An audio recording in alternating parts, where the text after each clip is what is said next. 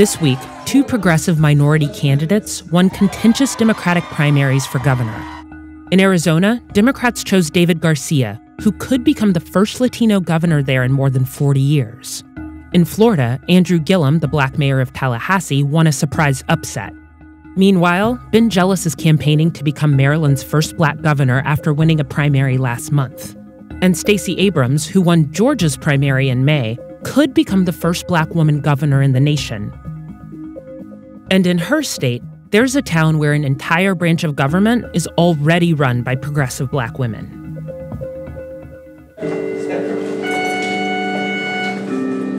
When residents of South Fulton, Georgia, voted to become their own city 2 years ago, they got to build a government from scratch, including their justice system.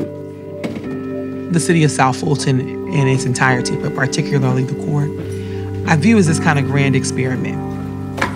All rise. City of South Fulton. And in this new city of about 100,000 residents, Good afternoon, everyone. Please be seated. Judge Tiffany Sellers is running a new kind of courtroom. I'd like to welcome you to the City of South Fulton Municipal Court. I really view South Fulton as this opportunity to do things right. She has a team of people around her who don't match the profile of people who typically lead a justice system. 8 black women running everything from administration to probation. When you walk into work and you see so many other women, does it feel normal now? Were you surprised your first day? Like, oh. We didn't look at it like we're going to pick all African-American women. Not at all. I mean, we really did pick who we believe were the best in the business. It wasn't anything intentional. In this court, they handle a lot of traffic violations and low-level offenses. Violent and serious crimes get passed to state courts.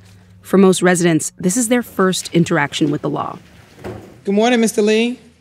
Mr. Lee, you were cited with possession of marijuana less than an ounce. $75 fine. It's a city ordinance, so it doesn't go on your record. How would you like to plead, sir? Okay, thank you. Everyone in Judge Sellers' courtroom is addressed as sir or miss. Thank you. Ms. Wright, you're looking confused. Yes, I am. Okay. Because I have never stolen anything here in Georgia. So. She patiently explains and repeats the meaning of every legal term. I feel like my job here is in part to break stereotypes, right? I mean, when you look out in the news, the perception of the criminal justice system is not good. And we can correct that. 2 questions, Your Honor. Yes, sir. The public defender is always physically available in the courtroom. If justice really is blind, then whether or not you have money should not impact at all your ability to get justice in the courts. So it does appear that you've got taken care of your tag. Reduce your ticket by the tag fee, which is $20, okay? Are you able to take care of that today? Okay, we'll go ahead and place you on probation. And if you get community service as part of your sentence, you get paid at a rate of $15 an hour. I live in the community, so these are members of my community. You can't be a productive member of society, of our community, if you're not employed gainfully. So you're gonna come back and see me again. Public Defender Vivica Powell and Solicitor LaDawn Jones are the left and right hands of the courtroom. I think most people think of prosecution and defense as being like cats and dogs. Well, we've had some testy times. It's still law and order, but it's got a little tiny bit of compassion and a lot of reason, which you don't always find other places. For me, when I look at my role as a solicitor here and back in the prosecution role, it is about coming up with things that keep people from coming back, coming up with real solutions, not just putting people in jail, recognizing that you can lock people up all you want and that it's not going to fix the problem. South Fulton used to be part of Greater Fulton County. In some ways, this new city is a for us, by us opportunity for a community that's 90% black. Its first mayor, Bill Edwards, has been in office for a year. So the people in this area decided they wanted self-determination. Does the city have an identity yet? I'm pretty sure it does. It probably is the most blackest city they see. People always give statistics about, well, this percentage of people have failed in the schools and this percentage of African Americans have failed. Listen, what I want to do is very simple.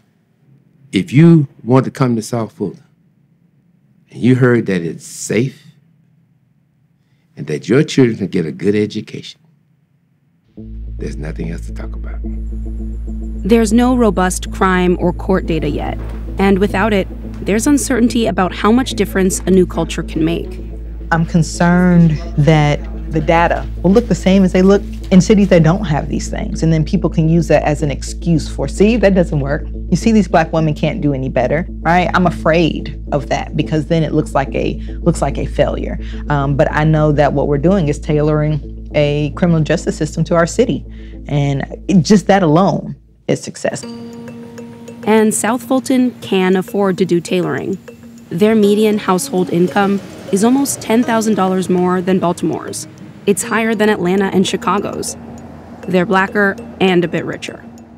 Every day, I try to make decisions that do things right, even if they cost more money, even if they take more time. If you don't want the shoplifting on your record, she's indicated that you're eligible for our pretrial diversion program.